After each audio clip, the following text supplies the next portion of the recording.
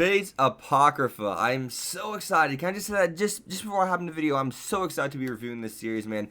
This is something I've always wanted to do. It came out on Netflix. There's some difficulties with that because I don't know, fan subs and stuff like that. Obviously I can't watch it and review it without them, but I'm doing it. I'm hoping that the fan subs come out, you know, pretty consistently on the same day, or at least close to the same day and stuff like that, because obviously I could not review the series if it came out all at one time.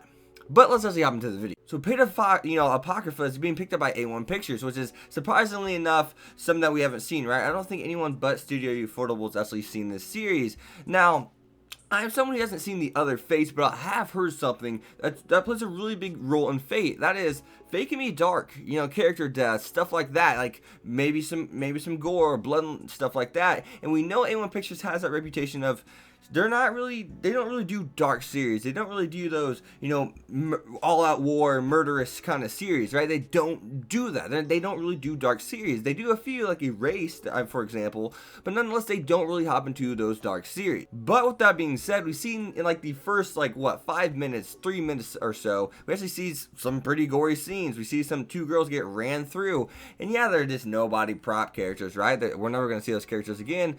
But nonetheless, you know, that's the thing right there. A1 Pictures showed that they'd go to that extent, though. They've already shown, hey, people are going to die in this show. I mean, we already had prop characters die. This is going to feel like a real war. This is going to feel like the Holy Grail War, right? So that's really good to see from A1 Pictures. And honestly, this series looks just like a Studio Ufotable project. A1 Pictures, I mean, they nail it. I mean, the art for Studio Ufotable, it's legendary, man. Like, it's known to be some of the best art around in anime, and A1 Pictures hits a nail on the head and say, hey, we can do that too if we want to. And I'm baffled that they actually went that far and did that good on the art. But the real question is most definitely going to reside in, hey, A1, we see you can do the art, but can you do the really hard stuff, the animation?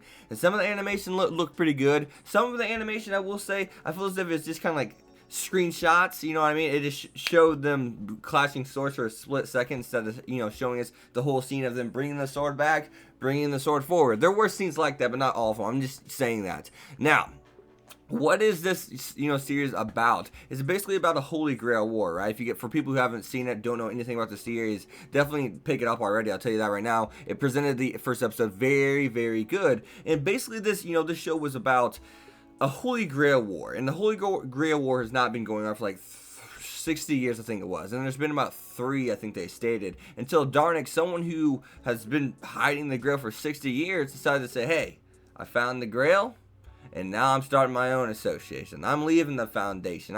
I'm flying the coop. You know, the people who I worked for, you know, to protect this Grail, I'm done with that. And obviously we see that he's the antagonist of the story. We see that he has his own plans. Darnik is that, you know, I was looking, I was like, oh, he's that like smug piece of shit, ain't he? Yeah, that's the character he is. And well, it just so happens he is that character. He is the smug piece of crap, nonetheless. You can already tell this series is probably going to be pretty epic. I mean, A1 Pictures went all out. The fact that they picked up Fate Apocrypha, the fact that they said, Ufotable, how about we take Fate off your hands for a little bit? How about we take the, you know, this new series of Fate, huh? And 24 episodes at that.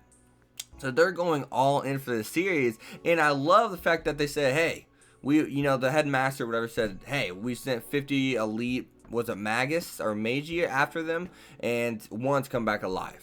It just shows that, hey, we just sent some really strong people after them, and they got wrecked by one person. One person wrecked all of them. It's just like, holy crap. One person wrecked 50 people. I mean, that's always a good feat, you know, in general, right?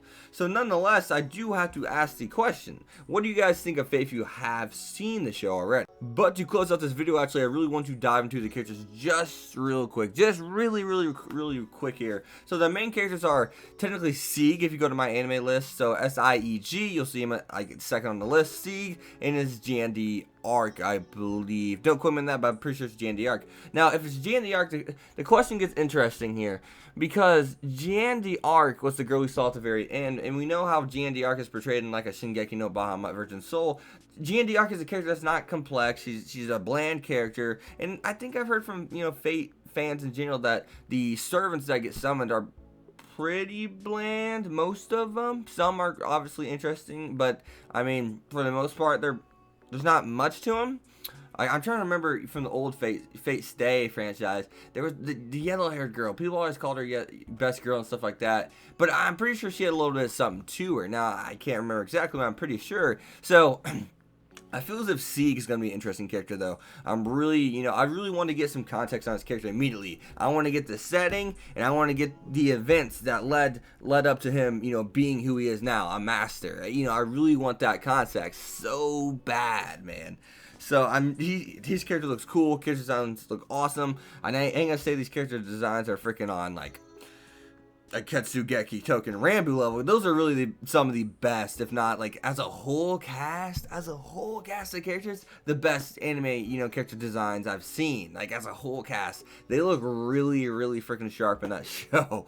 Woo! And that's Studio Ufotable's animation and or art too. So at the same time, you can compare the animation from that to Fate Apocrypha and see what you guys end up with. So that's really, I'm gonna be looking back and forth like, who did it better? Who's doing better? Who's doing better? Because I mean, the animations are gonna be the same in the Token Rambu, Ketsugeki Token Rambu, and Fate Stay. I mean, some people are probably animating that for God's sake. But nonetheless, the art is really cool between these two. It looks like Fate Apocrypha is taking the lighter, more vivid art color, but yet having a dark-esque scene.